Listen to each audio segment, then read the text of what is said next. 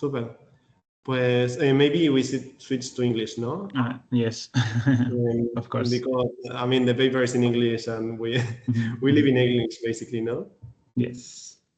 I mean, I think maybe it's good time to start. We are 12 people online. This is a lot for, in my opinion.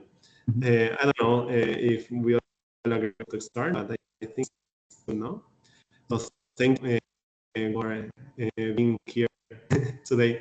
It's a pleasure. So as I said, it's like our first seminar of the group and of 2025, obviously. So I'm super glad that you are telling us a bit of your work today. I kindly asked Gorka to give a seminar which is somehow digestible for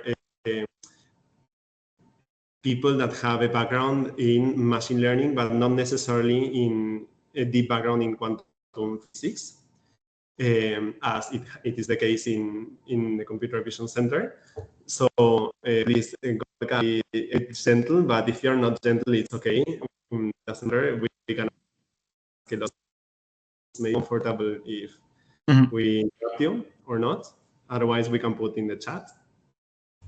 And well, a bit of your background and bio. Maybe correct me if I'm wrong, but Gorka is from Mallorca, in Autónoma, right? Yeah, I did my bachelor in the Autónoma. Okay, yes, with the and then well, I have it here. You did a master somewhere, and then you jumped to ICFO to do the PhD in the of Maciek Lauenstein, working in machine learning, reinforcement learning, also in processes related to biology, right? In diffusion processes. Yeah, exactly. With them, I was also doing more biophysics stuff. Well, a bit of a mix, always quantum and statistical physics. And then you currently hold a postdoc fellowship, right? At Innsbruck University of Hans Briegel. Is that correct? And I'm ultra happy that you are presenting this very interesting work that you made recently on diffusion models and quantum circuit synthesis. Is that the name, right? Yes. Yeah, I think the paper, yes, is less. Quantum circuit synthesis using diffusion models, something. Yeah, something on those lines, yes. So thank you a lot. And I'm super sure that we will have questions, and if some of us are too shy, maybe if you don't mind, we can then email you or something. Of course. Thanks again. How people, this the first experience, the floor is yours. Okay, thanks for the kind introduction. Yeah, and having me here. Yeah, I'm sorry I cannot go to Barcelona this time. It was a bit tight with all the traveling, but for sure I will be at some point. I think during spring I may come, so I can just drop by and maybe we can have a live chat also there. Yes, good. So thanks again for the intro. Today, yeah, I think this talk is going to be nice for as an introduction to the topic of quantum computing. I'm not going to cover like the details of it. I'm just talking a bit about the motivation. And in the worst case that you don't understand anything about quantum, at least I hope that I can show you how a diffusion model works, because we use them in the same way that people use them for generating images or videos or anything right now. And feel free to interrupt me during the talk. If you have questions, I think it's much better if we just interact during the talk. I think I should take like half an hour or so for the talk. So if you interrupt me, we can just make it as long as you guys want. Yes, and this all this work has been presented in this publication that we did last year. And I think I will cover a couple of new updates that we have on this regard. Okay, so let me start.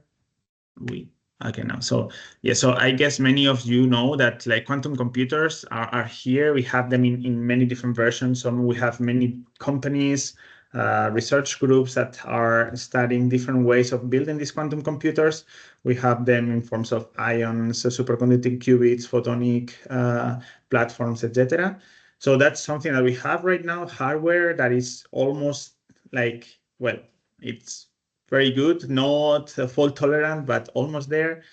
And on the other hand, we know what we want to do with these computers. No, we know that we want to run quantum algorithms. We know that we want to do quantum simulation by unitary evolution. We know that we want to prepare specific quantum states that are interesting for quantum communication, cryptography, etc. No? So we have these two worlds of hardware and software. The problem is that it's not so easy to transform what we have in our software development. So for instance, when I write the Hamiltonian, I want to do unitary evolution of.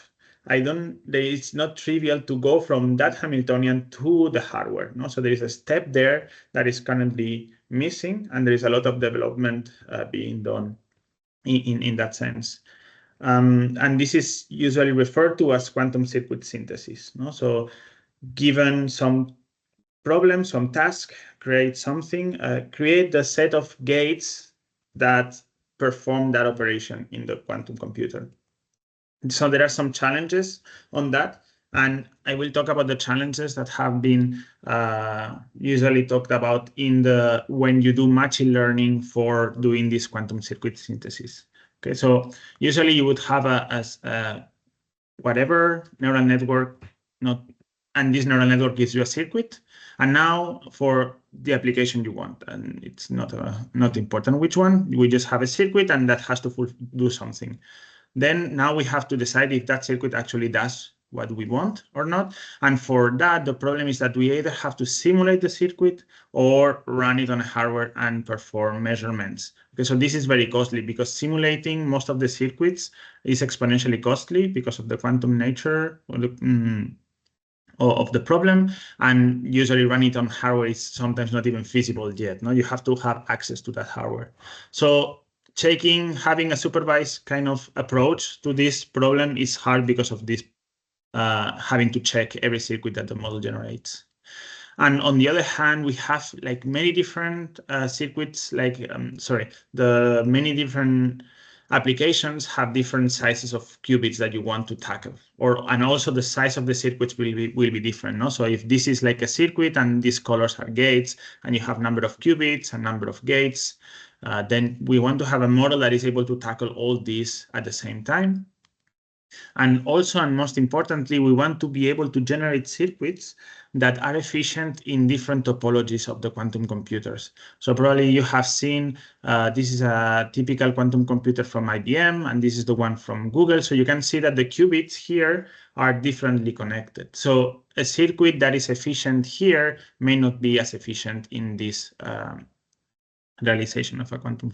So we want to have a model that is able to tackle all these different connectivities, for instance. And for that, I'm missing some arrows. Yes, for that we are using diffusion models. I guess mostly everyone has now seen what a diffusion model is. For those that live under a rock, this is a machine learning model that gets as input text. So for instance, how does a webinar from IBK to UIB looks like? You give this text to the machine, and then the machine produces a nice image. And actually, this is pretty similar to what you can see from my window right now. This is obviously not me. I don't have such a fancy office, and my colleagues are not talking in the wild. But there is snow, right? Yeah, there is snow. Cool. Yes. So what our aim is to use the similar model, but with a different purpose. So what we want is that we have a machine learning model that, given some text, that can be, I don't know, the text description of a unitary matrix that we want to compile, or just some text defining some properties of the circuit. So this would be the text. We give this to the machine. Are you actually seeing? I think this is better. Yes. We give it to the machine, and then instead of an image, we want a circuit. Okay, so this would be different qubits, and this would be different quantum gates. Okay. So the goal is the same. Given a text, produce an image, but rather than an image, produce a circuit. Okay, good. And this is what we've proposed. This model, we call it GenQC, so generative quantum computing. Is a diffusion model-based quantum circuit synthesis method, and it's robust because it has a very strong performance, as I will show you, and also, and this is a key thing of the diffusion model, it avoids this exponential complexity of checking the circuits while you generate them. It's also scalable because of the layers we use in the model. We can train with different numbers of qubits, different circuit sizes at the same time. And also we'll show you how you can train on very low or easy examples. And this means very few number of qubits, and use this train model to then fine tune it, and then being able to tackle much complex problems in the sense of bigger number of qubits. And lastly, it's flexible because once you've trained, you can actually do very funny things with it. You can either change the text prompt that you are using to see what the model is able to do once trained with a given setup. And also I will show you how you can tweak the input that you give to the model in order to tackle these different qubit connectivities that I told you about before. Okay, so let's jump into what we've done. Okay, before that, if you are interested, we have, aside of the paper, there is a Python library that you can access. We have demos, tutorials. There is a demo in Hugging Face that you can use to generate circuits. And lately, we have been collaborating with NVIDIA, and we have created a tutorial based on their CUDA-Q library. So for those of you that don't know, CUDA-Q is it's a library that allows you to generate circuits, run them in different backends, like both physical and also simulated. So this is an end-to-end tutorial in this CUDA-Q of these diffusion models. Good. So how do we do what we do? So I will talk about the training, and that's what I told before. So if you don't care too much about quantum computing, at least I hope that I can show you how a diffusion model works, because this that I will present in the next slides works for any type of diffusion model, no matter if it's images, video, audio, etc. So let me go step by step. To train this model, we first need a data set. And in this case, we have some quantum circuits. And these circuits, you can see like these colors are different gates. Okay. So do I need to explain what a quantum gate is, or more or less? No. I mean, okay. We do have a background. Okay. Great. So you can imagine that these colors are different gates. Okay. So each of these squares are different circuits. And what we do importantly is that we pair this circuit with its characteristic. Okay. And this characteristic is some conditioning. Okay. And this relates to the task we want to solve. Okay. So for instance, I will talk about creating different entangled states. So this will be the text input. Okay. So I need to create pairs of circuit with its characteristic or conditioning. And we will often call this like this. So once I have these pairs of circuits and conditionings, I take the circuits, or if you want to keep the image or like the picture that this is an image, okay, we just take our circuits -image. We input some Gaussian noise. Okay, so we noise this image. So now we have a noisy data set that comes from the one we have created. And now we give these noisy images to the diffusion model. Okay, and this is usually done thanks to a unit.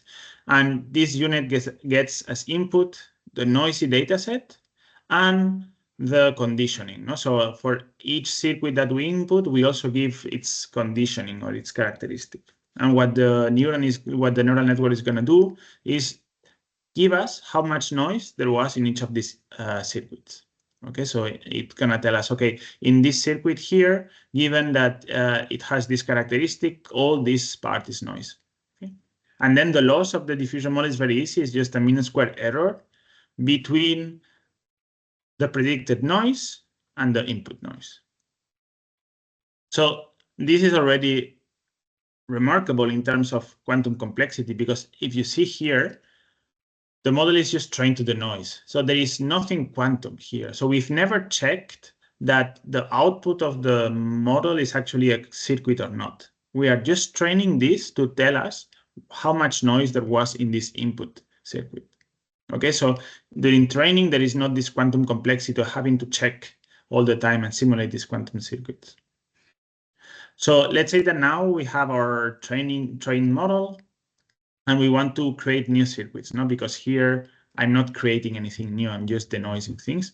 So in order to create new samples, what we do in inference is that we start with something that is pure noise, and then we just give the conditioning that we want, and it can be a new one, or in general, we consider a certain structure of the inputs of the text input that define the task. And then what we do is an iterative denoising, in which step by step we take a bit of noise every time until we have a clean circuit. Okay. So yeah, this is usually done for stability. You could think that you can do this in one step, but it's much better to do it like in an iterative process. These are more details of the training, which are not so important.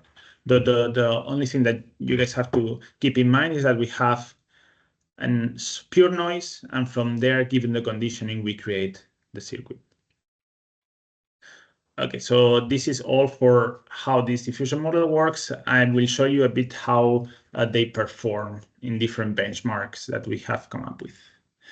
So the first benchmark is to generate circuits that create given entangled states. Okay, and we characterize these entangled states by their Smith-Rank vector.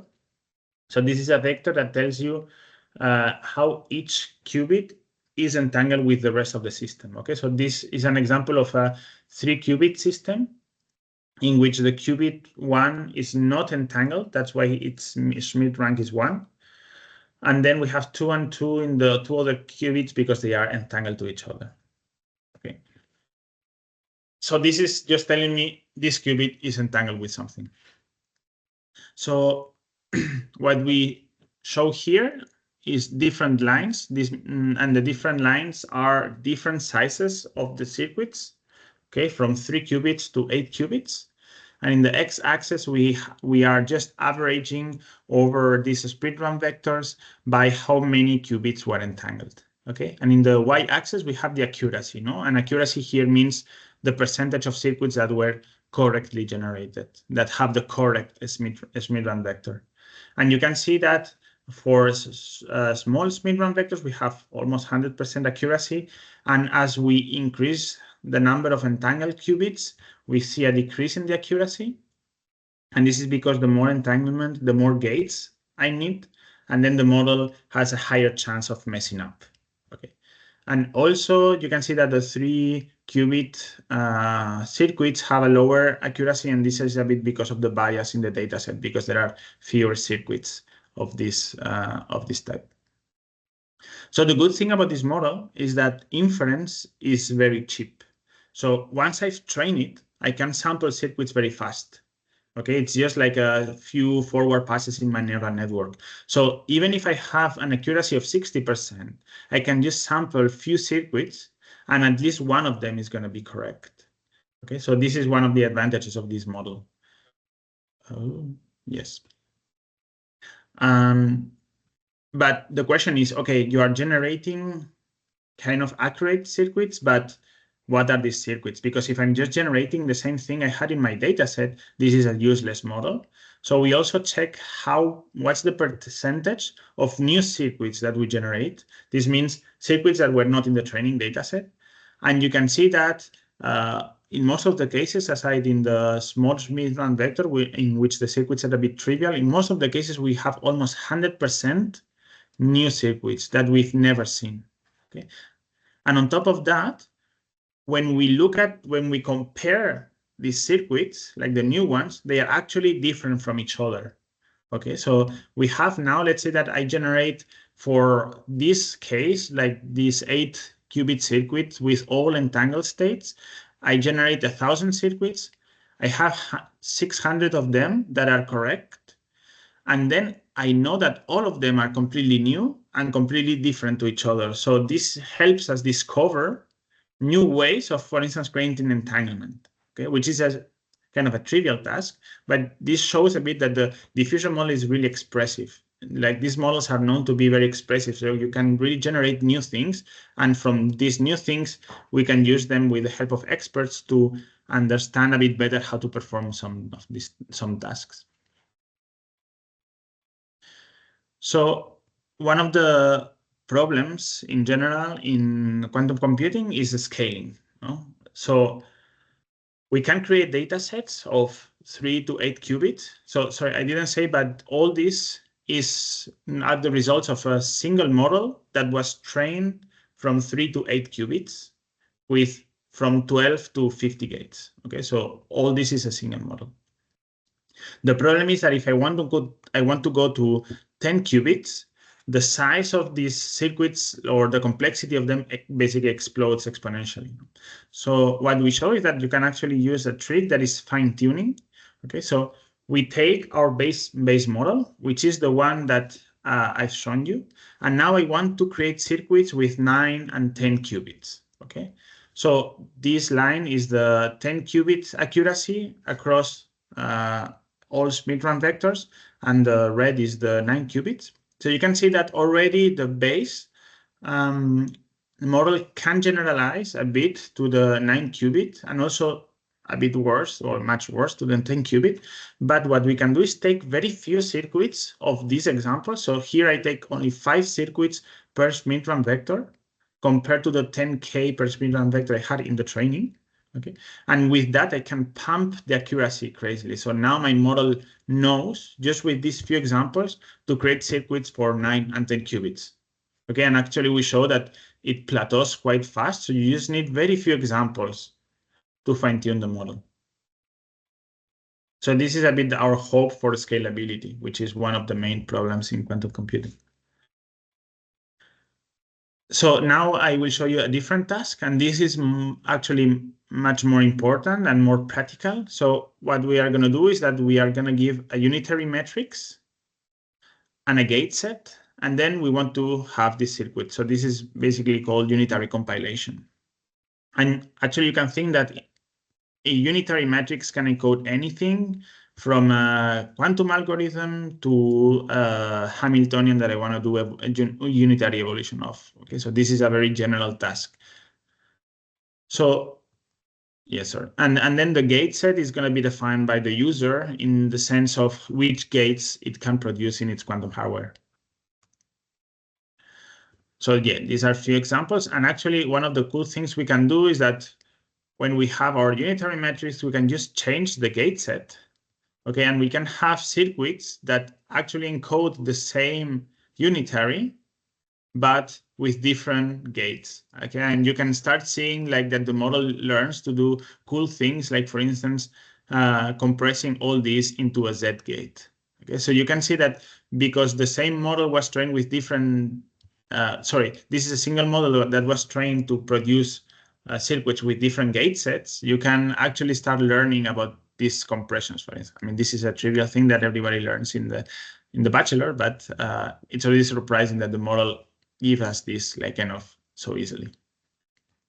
So just to show you how good or bad our model is, we take 3,000 random unitaries and we sample 1,000 of them.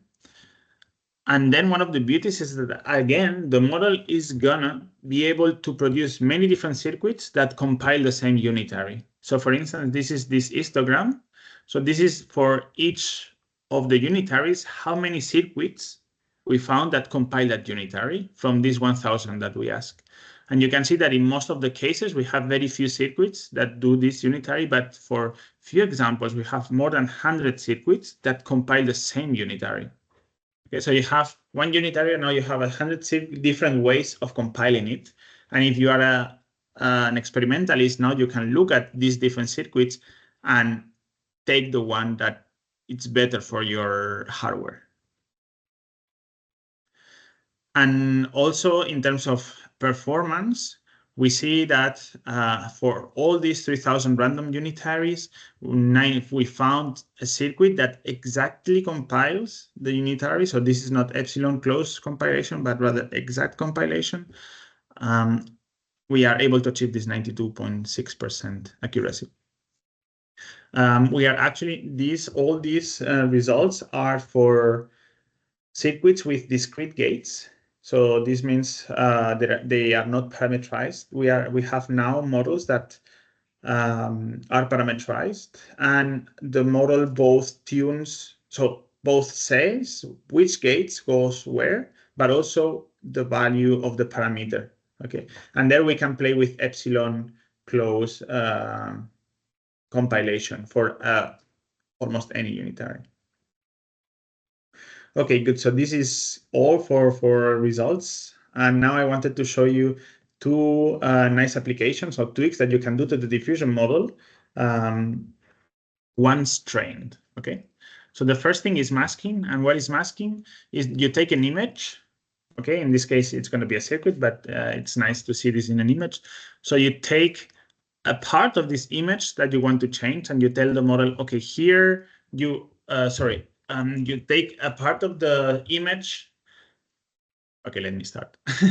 You take a canvas where the model has to generate an image, and then you set a region in which the model cannot put anything. Okay, so it would say, okay, you can do the same prompt as here. So here the prompt was create a quantum laboratory, but now you forbid the model to put any pixel around the area that you've chosen.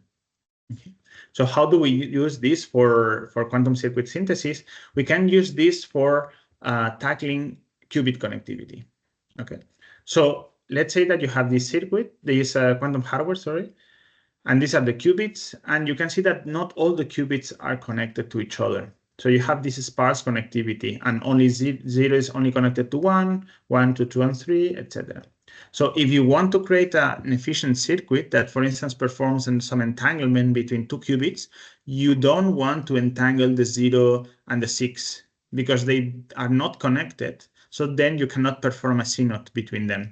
So you have to propagate the CNOT, which means using many gates, which lowers the efficiency of your quantum circuit.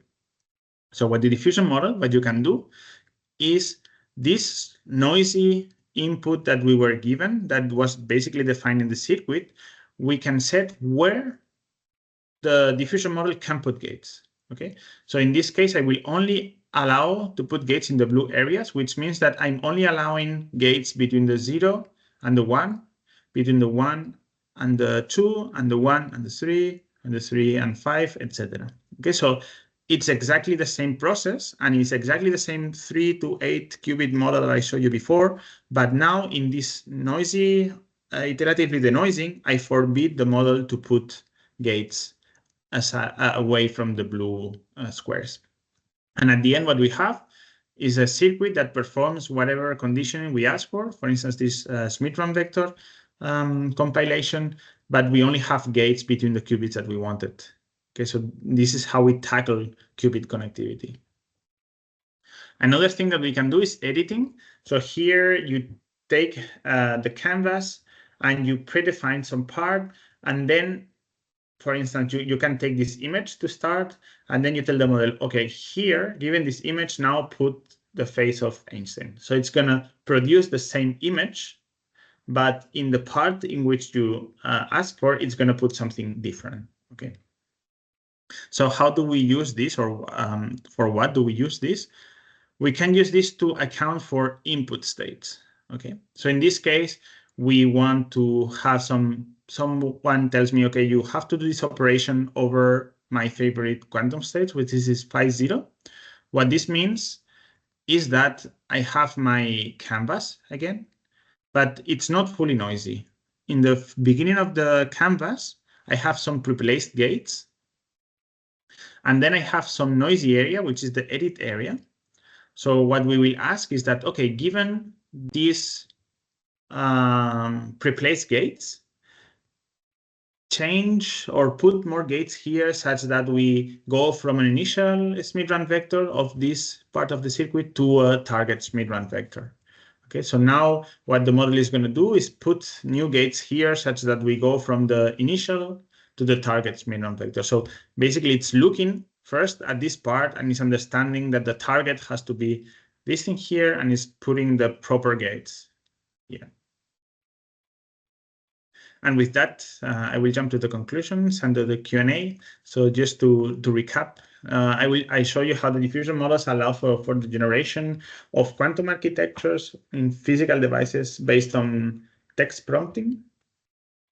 There is nothing physical in the loss in the sense that there is nothing quantum in the loss, and hence there is no exponential overhead by having to simulate the circuits. The diffusion models are flexible.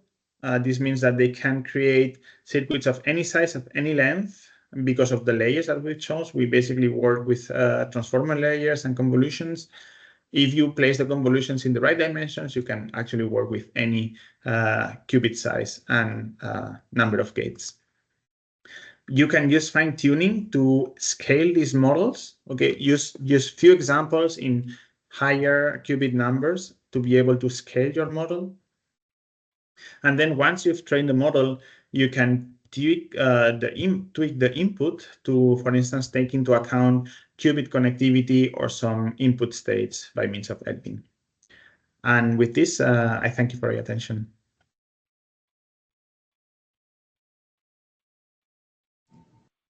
If there is virtual clap or something, but cool, thank you. Thanks, Gorka. Super interesting. Yes, there is with React. Well, whatever. I get it. Well, thank you very much for this talk. I liked it very much. It's super interesting. I have a lot of questions, but I think that it would be amazing to open the floor and encourage people if you have a bit of time and you want. For sure. Cool. So I don't know if there is another or not. I see Manny and Dick having a question. I think you do yourself, Manny. Hi. Do you hear me? Yes, but I see there is an echo from Matthias, maybe? Yeah, great. Okay, for me, it was very interesting. Thank you for your talk. Okay, so a big part of the talk, unfortunately, I had to leave. So maybe what I'm asking you explained very well before. So anyways, I will ask. So this is a generative model, as I can understand in the end. So you fit in your black oracle, and then it gives you some things that you want to respect some rules. First is that, as you could say, that it is not 100% accurate, of course, because it's a machine learning scheme. And one thing I want to ask is that when it is inaccurate, it means that the outputs are not physical, or what does it mean? When it is not accurate, what happens? Yeah, so exactly. So yeah, there are two things there. First, about let me see if I have a good, yes. Let's say here, okay, there are two ways of making errors here. The first one is that what gets out of the model is not a circuit, no? And I've not talked exactly how we encode this circuit, but just imagine that this image with colors, okay? So of course, if it starts putting here, we restrict the generation to have only one gate per column, okay? So if it puts two gates in a column, this is not a circuit, okay? So this is the first source of error. And actually the model is super good at catching these things, okay? So almost, if we have, in this sense, we have 99% accuracy, or almost 100%. So everything that is generated is a valid circuit. And the other accuracy is this model performing the task that we want? Okay, and this is, for instance, this was the measure of the accuracy in the Schmidt-Rand vector. There is another measure of accuracy of in the unitary compilation. So depending, what we see is that basically depending on how complex the task is, there will be different accuracies. What we aim to, because this, I don't know if you were here, but I said like sampling is very easy. So even if you have like a 60% accuracy, what you can do is some post-processing of the generation. So you just sample 100 circuits, and if you have 60% accuracy, you know that at least 60, hopefully, or at least one is going to be correct. Yeah, but you say also catching them by eye, like, is easy. Like, isn't the case that in which, okay, I have a 60% of accuracy, but then whether or not the thing that I have in my hand that coming out of the model is a physical thing or not, is it always easy to catch it? No. So let's say for a more complex task like the unitary compilation, saying if this circuit actually compiles your unitary is hard because you have to run this circuit, either simulate it, which is exponentially costly, or run it in a quantum computer. So this is hard, but the hope is that at least you only need to try this with a few circuits that you have generated. I have another question that maybe, okay, but for example, in, again, physics informed learning themes, you can impose it in the beginning such that the output is always something legitimate. Yeah. Couldn't you do that? Like Yeah. I don't know, imposing something that by nature, whatever that comes out is a physical thing. And Yeah. I don't know. Does it make So, sense? Yeah, it makes complete sense. And this is something that we've thought about. So we don't want to have this physics-informed loss in the training, okay? Because this training is very efficient because it does this denoising, okay? So our idea is something that is a bit motivated by this reinforcement learning human feedback, no, that people do, or this post-training of LLMs, no? So you first train this with this loss, and now you fine-tune it with a physics-informed loss. Okay. Okay, because like training this now, so this is the models that we have in the paper are kind of small, but now we are tackling much more complex tasks, and it takes like days to train these things, like with millions of circuits. So what we hope is that we can have like big models train on this that are then fine-tuned for specific tasks with maybe an physics-informed loss. Can it not be inversely, like first you do some small thing that you guarantee the input? I mean, I'm just building it in my mind, because if you do this training first the way that it is, and then you impose the physics on it, is not necessarily equivalent to first impose physics, and then in that subset of everything being physical, you learn something. They are not equivalent, no? No, but yeah, so I don't know, we have not tried, but I would say like one of the first tasks that any generative model has to learn is to, for instance, learn what are gates, no? Like that you, for instance, very simple rules that I only have these 5 gates in my gate set, and I can only put 1 gate per column. And a C-node means that I have to put 2 colors in 1 column. So these things don't need physics because it's just how you, so what we envision is that you first train on that, which takes a lot of data, and then use physics inform or like some reinforcement learning kind of motivated feedback. Thanks. Welcome. Thanks for that. Super. Thank you, Manny. Fernando has the hand raised. Thank you, Gorka. Yes, well, I think that my first question was already solved because I had the same doubt as Manny in terms of the physical meaning and how to enforce it. But I have one probably related one, which is you mentioned that for those gates that are parametric, and there is a specific coding for the parameter, but it was not clear how this parameter coding was implemented. Could you explain a little bit on that? Yes. So yeah, this is something that is not on the paper that we are working now. So here, I can show you because I think I have a hidden, yes. Ooh, can I present this one? Yes. So this is how actually a gate looks like. Okay, you can see that this is this is what is given to the machine. It's not a 2D image, but there is a 3D, and this color is fixing what this gate means. Okay. Good. So in this case, it's completely fixed by training. Sorry, it's completely fixed before training.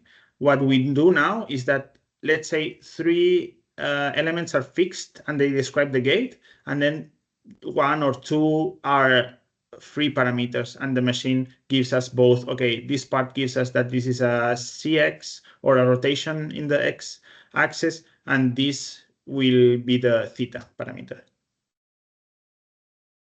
Okay, thank you very much. That makes a lot of sense. Thank you, Gorka. Thank you for the question. So sorry, I didn't really understand. You have to publish this yet, right? Sorry, again? This was not published yet, right? You have the continuous gates, no. Okay, thank you. But yeah, we are working on that now. I mean, it's almost there, but we want to put this in because this was a bit, our paper mostly talks about how you can tackle different problems and a bit more simpler models. And now we want to push to have like really a paper with a lot of benchmarks because there are not that many models that do this, but there are few, and we want to really show that in terms of accuracy, in this paper, we care about accuracy in the sense that the model works, but we were not trying to compete against any other model. And now we want to show that actually we can compete in terms of accuracy. Oriol? Yes. First of all, thanks for the talk. I have a question. Have you thought about using a diffusion model like this for testing or generating encodings of classical data? Or like the expected overhead of then having to test those encodings and compare them to the original data would be like too high for it to be worth it? Which type of encoding? Like, for instance, if you want to encode an image, we have different encodings like FRQI, MCRQI, but those are like very general encodings which may not be suitable for quantum machine learning or other tasks. So I don't know if it would be, for instance, useful to like try to compress those encodings so they are more efficient, or like compile them for specific hardware or things like that. Do you think it would be suitable, a diffusion model for that? I mean, I would need to know more about like the task per se, but in general, if you can create a data set, like one of the one of the main challenges of this approach is creating a data set. So if you can create a data set and you think that there is room for improvement in beyond, because sometimes this, I mean, I think I see this encoding like an ansatz. Sometimes like these ansatz are already very well thought. So if there is room for improvement in these ansatz and you can create a data set, then I would say it's completely, if you have like some, I don't know, your input would be your classical data and the output would be the encoding, then yeah, for sure. I maybe I don't know enough about the problem, but if you can do these two things, then I would say yes, you can use it. Okay, thank you. Maybe I can ask a question if no one is willing to ask. But so we were thinking on using these generative approaches to produce artificial data sets. And then, for example, if you want a circuit that produces, I don't know, a ground state of whatever, but you have a lot of proposals, okay? And as you showed, different candidates have different, say, circuit lengths or different properties, no? So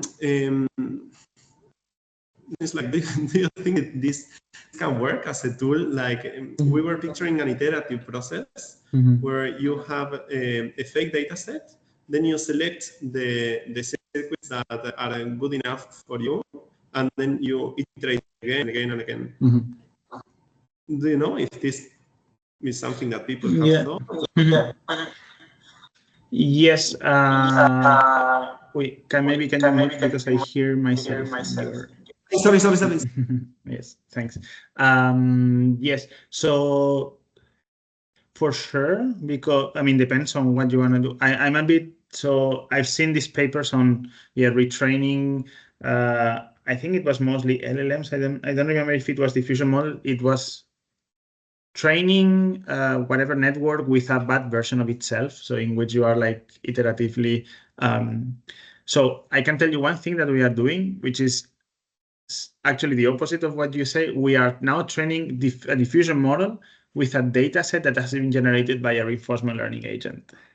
Okay, because we have some collaborations with some people that are doing reinforcement learning for circuit generation. And the good thing of reinforcement learning is that all the circuits that you end up with are valid. Okay, so we are able to create a proper data set that we then use to train the diffusion model. So I think this iterative methods really work very well in the cases in which you don't have heuristics to create datasets.